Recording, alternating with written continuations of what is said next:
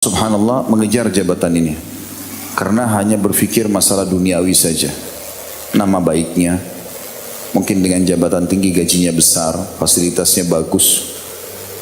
Dan yang lebih parah lagi, ada orang memang yang jelas mendaftarkan dirinya ke dalam api neraka dengan menjadikan jabatan hakim ini justru untuk mengumpulkan uang dan menzalimi orang-orang yang terzalimi. Maka ini semua adalah ancaman yang sangat tegas.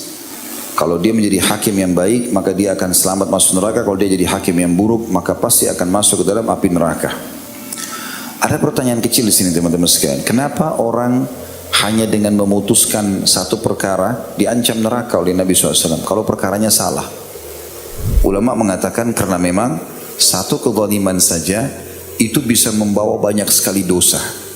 Kalau ada orang yang terzalimi di peradilan, misal tanahnya dia tidak bisa dapatkan, atau rumahnya, atau warisannya, atau anaknya, atau apa saja, maka berarti si hakim telah memutuskan sesuatu yang sangat diperlukan dalam hidup orang tersebut.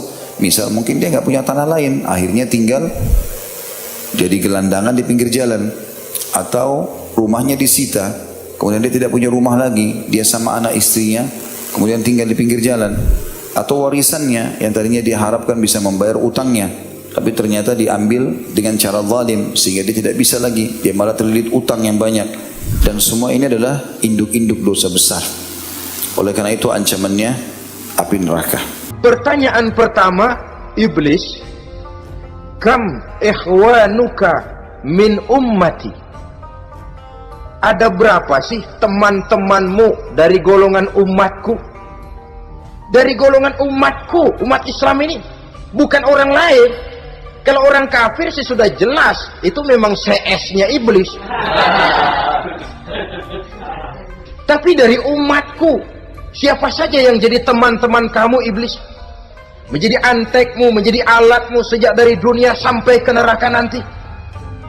Atas pertanyaan ini iblis menjawab, teman-teman saya dari golongan umatmu ya Muhammad, asyarun, ada 10 orang. Ada 10 orang yang merupakan teman-teman iblis dari dunia sampai ke neraka. Siapa mereka?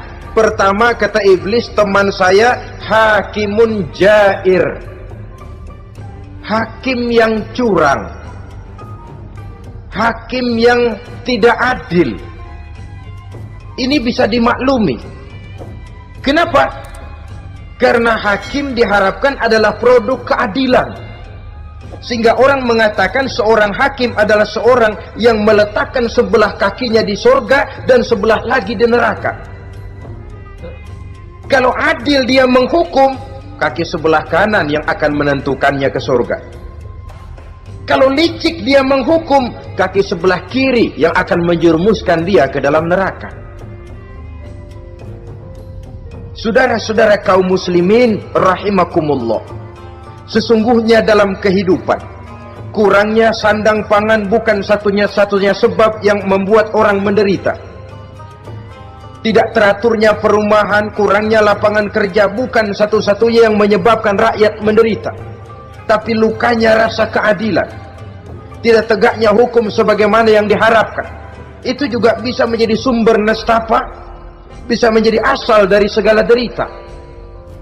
Oleh karena itu, hakim yang tidak adil, hakim yang curang, yang menghukum tidak berdasarkan hukum, tapi berdasarkan kepentingan, berdasarkan pesan sponsor, hukum bisa dibeli, ada istilah mafia peradilan.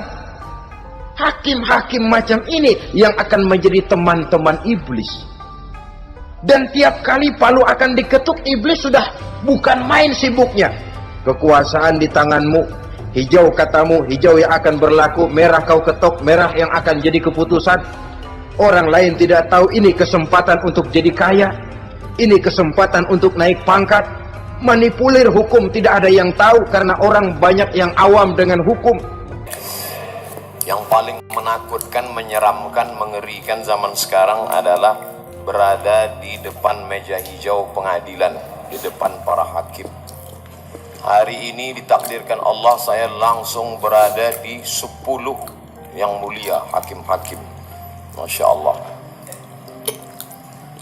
Tapi ada satu ayat dalam Al-Quran, Bapak Ibu semua hafal ayatnya. Di antara yang mulia para hakim itu, yang paling mulia di antaranya adalah Alaihissallahu bi ahkamil hakimin.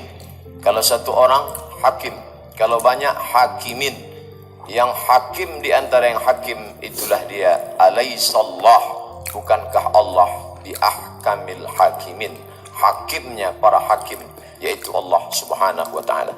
Hakim di dunia itu dibagi kepada 3. Al-qudatu salasatun, ada 3. Yang pertama, menghukum tanpa ilmu pengetahuan, masuk neraka.